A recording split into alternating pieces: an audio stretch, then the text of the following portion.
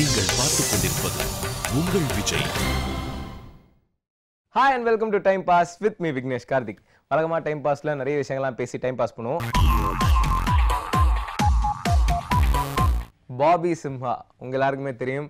அவரோட கரியரோட இனிஷியல் ஸ்டேஜஸ்ல நிறைய ஷார்ட் ஃபிலிம்ஸ்லாம் பண்ணியிருக்காரு. அதுக்கப்புறம் ஃபர்ஸ்ட் வந்து காதல் சொதப்புதை இப்படி படத்தில் வந்து ஒரு சின்ன கேரக்டர் நம்ம சித்தார்த் ஹீரோவாக பண்ணியிருப்பாரு. அதில் ஒரு குட்டி கேரக்டர் பண்ணியிருந்தார். அண்ட் பீட்சா அதுலேயும் வந்து ஒரு 2-3 சீனுக்கு ஒருவர் குட்டி கேரக்டர்ஸ் பண்ணியிருந்தாரு. பட் குட்டி கேரக்டர்ஸ் பண்ணாலும் ஒரு நல்ல இம்பாக்ட் இருக்கும் அவரோட பெர்ஃபார்மன்ஸ்க்கு. அதுக்கப்புறம் வந்து அவர் நேரம் படத்தில் வந்து ஒரு வில்லன் மாதிரி ஒரு கேரக்டர் பண்ணியிருந்தாரு. அதுக்கும் வந்து நல்ல அப்ரிசியேஷன் இருந்தது. அண்ட் அதுக்கப்புறம் சூது கவும்ல த்ரூ அவுட் நம்ம விஜய் சேதுபதி கூட சேர்ந்து த்ரூ அவுட் நயன்தாராக்கெல்லாம் கோயிலெலாம் கட்டி நல்லா பெர்ஃபார்ம் பண்ணுறாப்பா இவர் அப்படின்னு சொல்கிற அளவுக்கு பேர் வாங்கினார். 1 பாயிண்ட். போக போக உனக்கு தொப்பை வரும், முடி கொட்டும். இது தவிர வேற ஏதாவது இருக்கா? நீங்க ரொம்ப அழகா இருக்கீங்க. தேங்க்ஸ். 2 பாயிண்ட். நாட்டு ரோட்ல அம்மனமா நின்னா எப்படி இருக்கும் தெரியுமா? 3 பாயிண்ட். இது ஐடி ஆபீஸ்ல ஐநா சபையா கூப்பிட்டு பேச்சுவார்த்தை நடத்திட்டு இருக்கறேன். தியாகராஜ பாகவதருக்கு நீங்க என்ன பாட்டு கத்து கொடுக்குறீங்களா? ஃப்ரெண்ட்ஸும் அம்மாவும் சொல்லுவாங்க. அதுக்கப்புறம் நம்ம ஜிகிர்தண்டா படம் தாறு மாறான ஒரு பெர்ஃபார்மன்ஸ். யாரா இவர் இப்படி நடிக்கிறாரு அப்படின்னு மக்கள்லாம் வந்து மூக்கு மேலே விரல வைக்கிற அளவுக்கு செம்மையாக பெர்ஃபார்ம் பண்ணாரு. ஜிகிர்தண்டா படத்துக்கு அப்புறம் வந்து அவரோட கரியரே வந்து ஒரு டிரான்ஸ்ஃபார்ம் ஆயிடுச்சு அப்படின்னு சொல்லலாம். ஏன்னா இண்டஸ்ட்ரியில் இருக்கிற நிறைய பேர் வந்து அவரோட பெர்ஃபார்மன்ஸை பார்த்துட்டு உண்மையாகவே இவருக்குள்ளே வந்து ஒரு மிகப்பெரிய டேலண்ட் இருக்குது, கண்டிப்பாக கூடிய சீக்கிரம் இன்னொரு 10 வருஷம் கழிச்சு இவரும் வந்து ஒரு பெரிய ஸ்டார் அந்த ஸ்டேட்டஸ் வந்து ரீச் பண்ணுவார் அப்படின்னு நிறைய பேர் சொல்லிட்டு இருக்காங்க. நிறைய புகழ், நிறைய ட்விட்டரு, ஃபேஸ்புக்கு எல்லாத்துலேயுமே வந்து பயங்கர அப்ரிசியேஷன் நம்ம சிம்ஹாக்கு.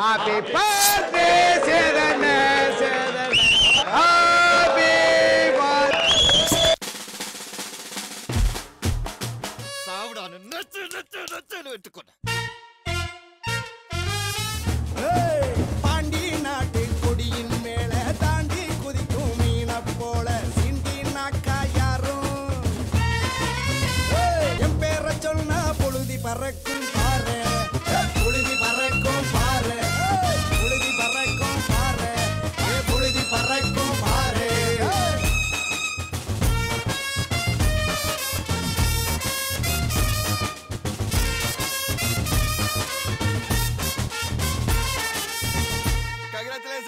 ஜிகிர்தண்டா படத்தில் வந்து அவரோட பெர்ஃபார்மன்ஸ்க்கு இவ்வளோ அப்ரிசியேஷன் வந்தாலும் ஃபர்ஸ்ட் வந்து அவரோட கேரக்டருக்கு வந்து நிறைய பேரை சஜஸ்ட் பண்ணாங்களாம். அவரை போடலாமா இவரை போடலாமா அப்படி நிறைய பேரை சஜஸ்ட் பண்ணிட்டு அதுக்கப்புறம் சரி ஓகே அப்படின்ட்டு சிம்ஹாவை போட்டிருக்காங்க. பட் இப்போ படம் ரிலீஸ் ஆகி இப்போ ஒரு அப்ரிசியேஷன்லாம் பார்த்ததுக்கப்புறம் கரெக்டாக தான் நம்ம வந்து சிம்ஹாவை போட்டிருக்கோம், கண்டிப்பாக வந்து இவர் அப்ரிஷியேட் பண்ணியே ஆகணும் அப்படின்னு சொல்லிட்டு இன்னும் நிறைய அப்ரிசியேஷன் வந்து அவரோட டீம் கிட்டேருந்தே அவர் கிடச்சிருக்கு அப்படின்னு நாங்கள் கேள்விப்பட்டோம். அண்ட் இந்த படம் முடிச்சதுக்கப்புறம் இப்போ ரீசெண்டாக வந்து ஆடாம ஜெயிச்சோமடா அப்படின்ற ஒரு படம் வந்து நடிச்சிட்டு இருக்கிறார். அந்த படம் கூடிய சீக்கிரம் ரிலீஸ் ஆக போகுது. இந்த படத்தில் வந்து அவர் ஒரு போலீஸ் கேரக்டர் பண்ணியிருக்கார். நம்ம KS ரவிக்குமார் சார் கூட சேர்ந்து ஒரு போலீஸ் கேரக்டர் பண்ணியிருக்கார். ஸோ ஜிகிர்தண்டா ஆல்ரெடி ஒரு மேசிவ் ஹிட் ஆனதுனால இந்த படத்துக்கும் ஒரு பெரிய எதிர்பார்ப்பு. Very good. ஆனா இந்த கதையில எங்கேயுமே நான் கிரிக்கெட் படிக்கலையே. அடுத்த ஓவர்ல ஒரு 10 ரன் கொடுக்கணும், கொடுக்குறியா? நம்பர் தரேன். 250 ரூபீஸ்க்கு டாப் அப் பண்றியா? யார் அந்த பவுலர்? என்ன சிக்னல்? எத்தனாவது ஓவர்? எவ்வளவு ரன்னு? எத்தனாவது ஓவர்ல பெட் கட்டினேன்? இவங்க எல்லாரையும் கண்டுபிடிக்க நான் புது தேரி யோசிச்சிருக்கேன். என்ன தியரி சார்? வெயிட் பண்ணோம் சார், பொறுமையா இருப்போம். ஜஸ்ட் வெயிட் பண்ணுங்க சார். அப்ப இந்த கவர்மெண்ட் நம்ம கொடுக்கற சம்பளம் அது எதுக்கு சார்? Waiting charge. அடுத்தபடியா நம்ம டைரக்டர் பரத் பாலா. உங்க எல்லாருக்குமே தெரியும் பரத் பாலா அவர்கள் வந்து நம்ம மரியான் படம் தனுஷ் அவர்களை வச்சு டைரக்ட் பண்ணியிருந்தாரு. ரொம்ப அழகான லவ் ஸ்டோரி. இப்போ அடுத்ததா அவர் ஒரு படம் டைரக்ட் பண்றாரு. அந்த படத்துக்கு வந்து நம்ம சிம்ஹா, பாபி சிம்ஹா வந்து புக் பண்ணியிருக்காரு. ஸோ சிம்ஹாக்கு வந்து ஆல்ரெடி ஜிகிர்தண்டா ஒரு பெரிய ஹிட்டு. அண்ட் பரத் பாலா மாதிரி ஒரு ரெப்யூட்டட் டைரக்டர் கூட அவர் வந்து சேர்ந்திருக்கிறது வந்து ரொம்ப சந்தோஷமான விஷயம். ஸோ இந்த படத்தோட வெற்றி, இன்கேஸ் இந்த படம் வந்து ஒரு மிகப்பெரிய ஹிட் ஆயிடுச்சு அப்படின்னா கண்டிப்பாக கூடிய விரைவில் நம்ம சிம்ஹா வந்து ஒரு உச்சகட்ட ஸ்டார் ஸ்டேட்டஸ் வந்து ரீச் பண்ணிடுவார் அப்படின்றதுல எந்த சந்தேகமும் கிடையாது. நம்ம வாழணும், செம்மையா வாழ்தாண்டான்ற மாதிரி வாழணும். அதுக்கு தேவையான எதையும் செய்யலாம், எவனையும் கொள்ளலாம்.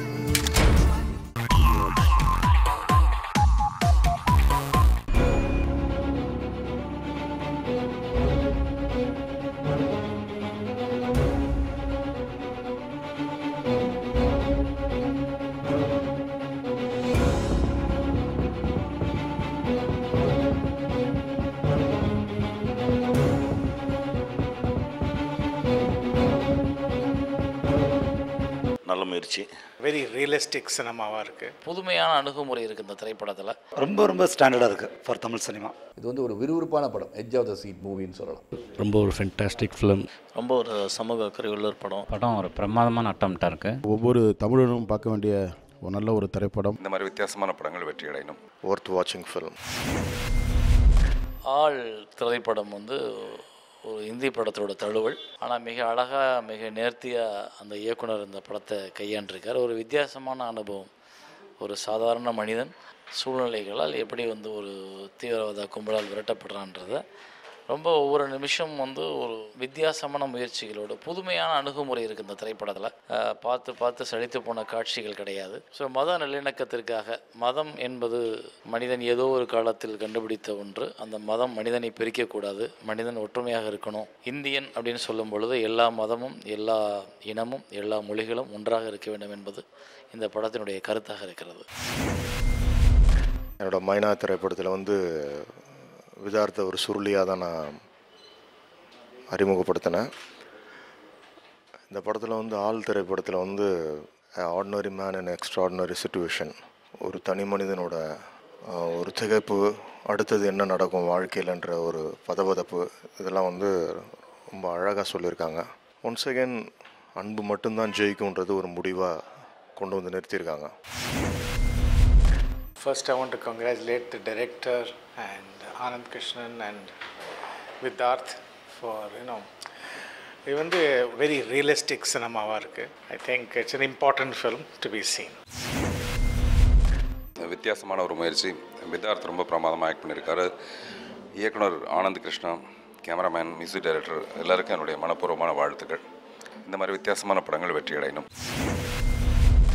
தேசிய ஒருமைப்பாட்டையும் சகோதரத்துவையும் வலியுறுத்தக்கூடிய ஒரு படம். ரொம்ப நல்ல படைப்பு. விதார்த் ரொம்ப நல்லா நடிச்சிருக்காரு. எடிட்டிங், கேமரா எல்லாமே ரொம்ப நல்லா இருக்கு.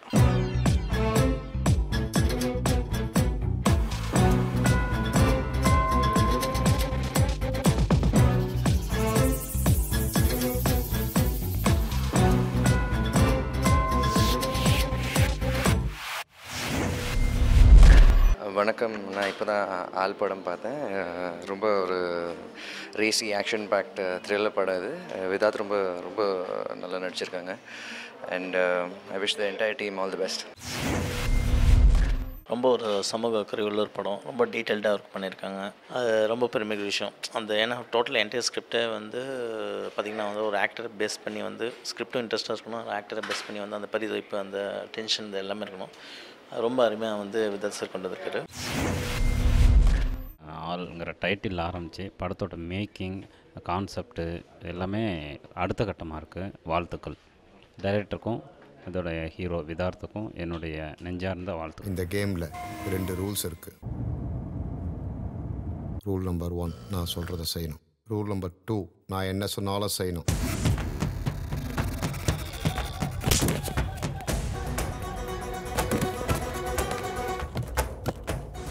இன்னைக்கு நீ பார்த்த எல்லா முகங்களும் எனக்கு தெரியும்.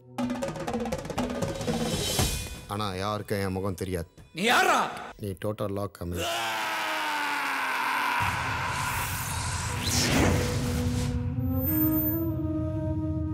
என்னை சமாளிக்கவே முடியல. என்ன பண்ண போற? நீங்கள் பார்த்துக் கொண்டிருப்பது உங்கள் விஜய்.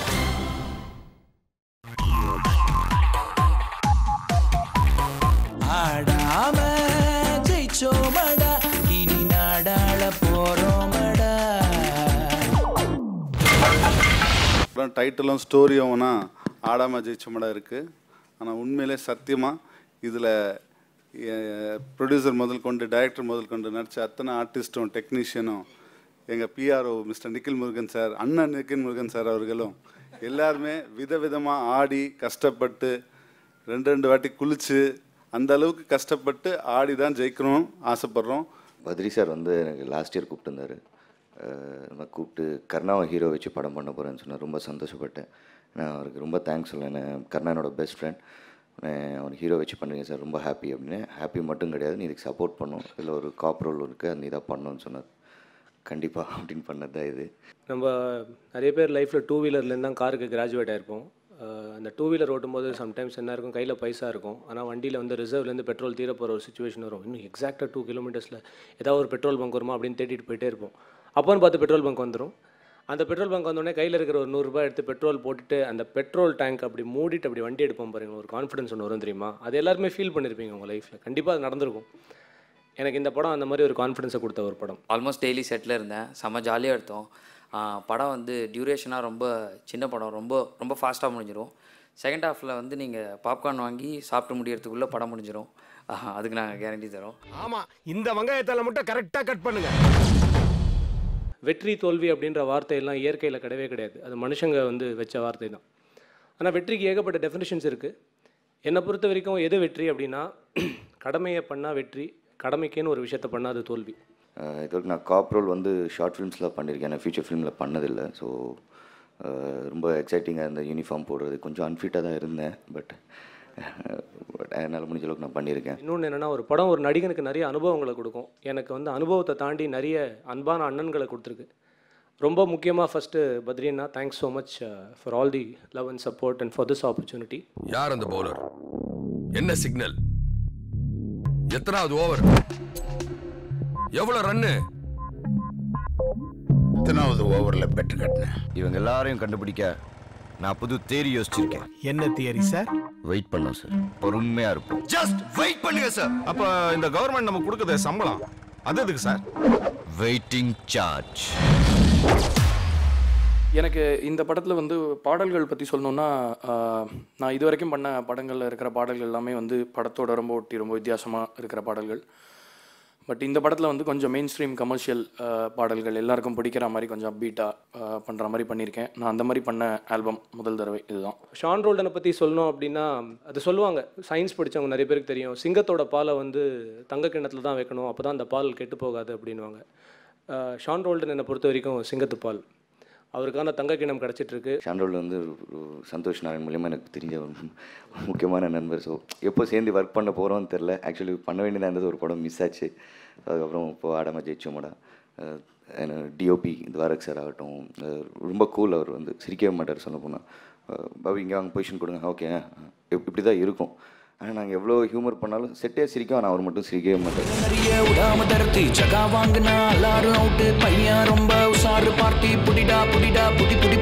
நேரம் போனா மறுக்கா வருமா, விட்ட கொடுத்த மடங்கு வார அறுப்பான், கையை பிடிச்சி மரத்தில் கட்டு, தலை மேல கொட்டு, அவன் ஒரு அட்டு.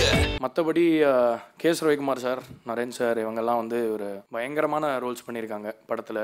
அண்டு இந்த படத்துக்கு மட்டும்தான் நான் வெளிநாட்டில் ரெக்கார்ட் பண்ணலன்னு நினைக்கிறேன். பட் மாஸ்டரிங் வந்து ஆஸ்திரேலியாவில் பண்ணேன், சிட்னியில் ஸ்டீவ் ஸ்மார்ட்னு சொல்லி ஒரு கிராமி வினிங் மாஸ்டரிங் இன்ஜினியர் தான் பண்ணியிருக்காரு. ஆக்சுவலி இன்றைக்கி இங்கே எல்லாரும் சொன்னாங்க, மிப்புலாம் சொன்னான் பத்ரி சார் வாய்ப்பு கொடுத்தாருன்னு. அந்த வாய்ப்புலாம் யாரும் கொடுக்கறது இல்லைங்க, கடவுள் ஒருத்தர் தான் வாய்ப்பு கொடுக்க முடியும். மனிதன் வந்து நோ, எல்லாமே அமையணும், ஒருத்தருக்கு வந்து அமையணும்.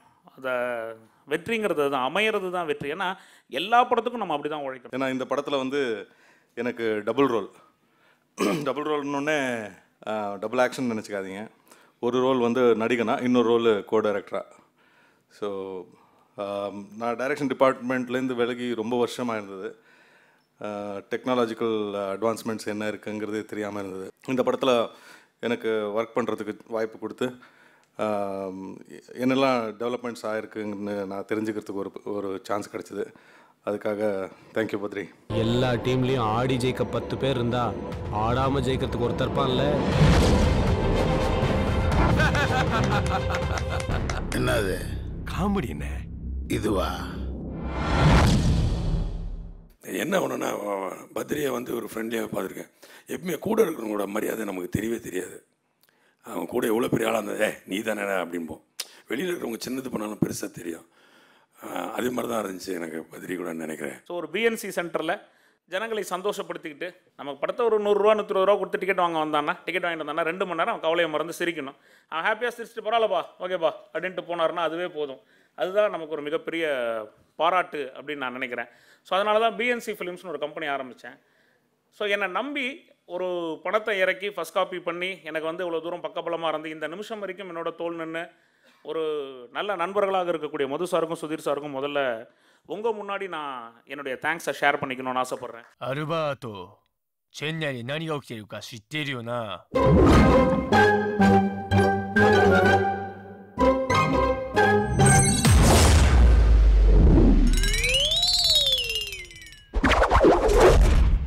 ஒருத்தனுக்கு நெத்தியை விட மூக்கு நீளமா இருந்துச்சுன்னு வை, அவன் கண்டிப்பா முட்டாளா தான் இருப்பான். நீ என்ன தப்பா புரிஞ்சிட்டு இருக்க. என்னால ஒரு பொண்ணு இல்லாம கூட வாழ்ந்துட முடியும். ஆனா ஒரே ஒரு பொண்ணோட மட்டும் வாழவே முடியாது. உங்களுக்கு ஹெல்ப் பண்ணணும்னா ஒரு கண்டிஷன். என்ன கண்டிஷன்? உன் வீட்ல உனக்குன்னு சொந்தமா தனியா வீட்டுக்குள்ளேயே ஒரு பாத்ரூம் இருக்கணும்.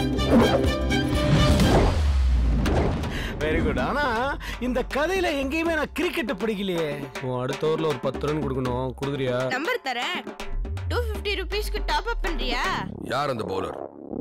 என்ன சிக்னல்? எத்தனாவது ஓவர்? எவ்வளவு ரன்னு? எத்தனாவது ஓவர்ல பெட் கட்டினேன்? இவங்க எல்லாரையும் கண்டுபிடிக்க நான் புது தியரி யோசிச்சிருக்கேன். என்ன தியரி சார்? வெயிட் பண்ண சார், பொறுமையா இருப்போம். ஜஸ்ட் வெயிட் பண்ணுங்க சார். அப்ப இந்த கவர்மெண்ட் நமக்கு கொடுக்கற சம்பளம் அது எதுக்கு சார்? Waiting charge. நிறைய விடாம தரத்து ஜகா வாங்கினா எல்லாரும் அவுட்டு. பையன் ரொம்ப உஷாரு பார்ட்டி. புடிடா புடிடா புடி புடி புடி.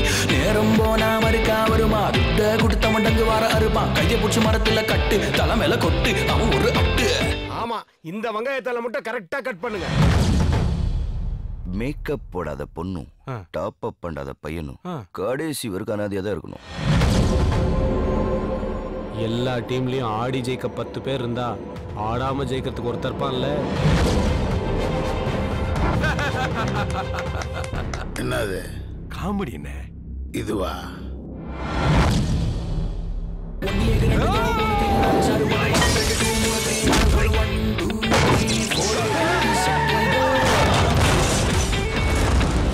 முதல்ல படத்தை ரிலீஸ் பண்ணுங்கடா.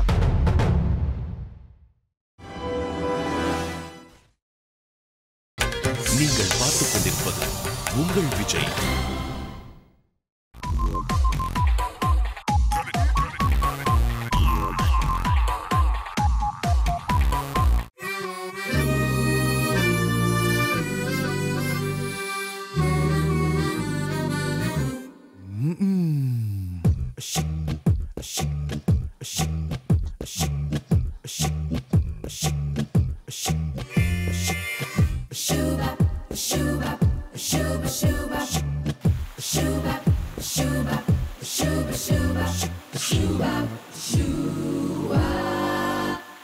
What do you want? ஒருத்தி மேலே மீண்டும் மையலானே தோழியனி தூது போடி. ஒருத்தி மேலே மீண்டும் காதலானே தோழியனி தூது போடி. ஆண்டாண்டுகள் கடந்து மாறாமலே வாசம் ஒன்றை கொண்டாலடி. கண் சொல்வதை தன் வாயில் கூறாமலே என்னை கொன்று சென்றாலடி. ஒருத்தி மேலே மீண்டும் மையலானே தோழியனி தூது போடி. ஒருத்தி மேலே மீண்டும் காதலானே தோழியனி தூது போடி.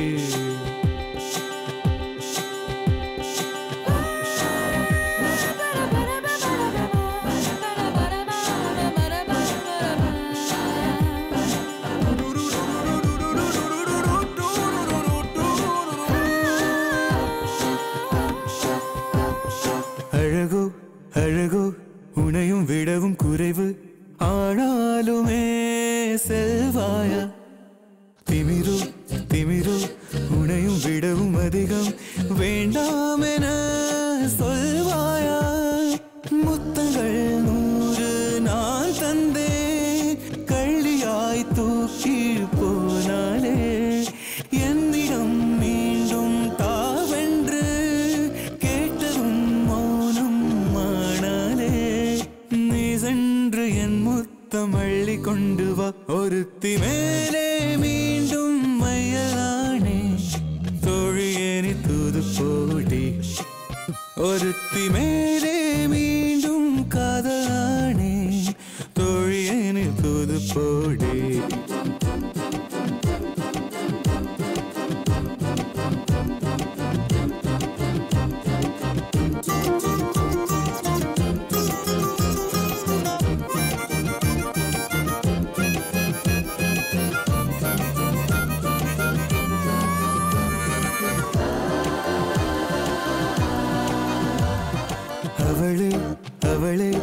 லசித்து கிடந்த விழிகள் வேறாரையும் பார்க்காதே. ஹே அவளே அவளே பழகி தொலைத்த இதயம் வேறாரையும் ஏற்காதே.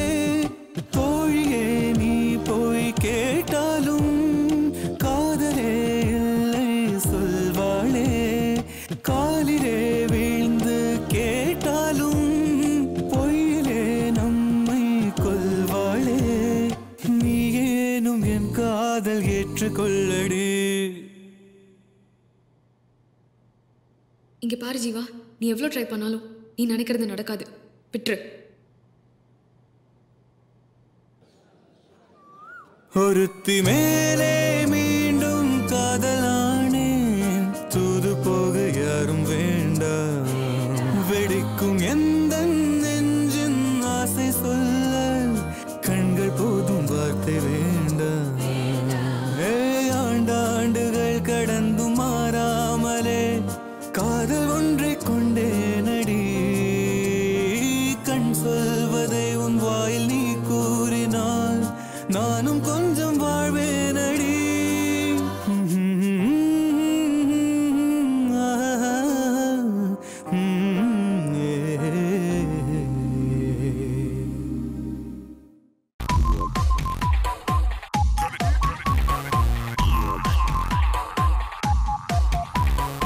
வித்யா, தெருவில் போற ஒரு நாயில அதுக்கு வீட்டுக்குள்ள விடுற. இங்க ஒரு கொலை பிடிச்ச நாய் இருக்குடா உள்ள.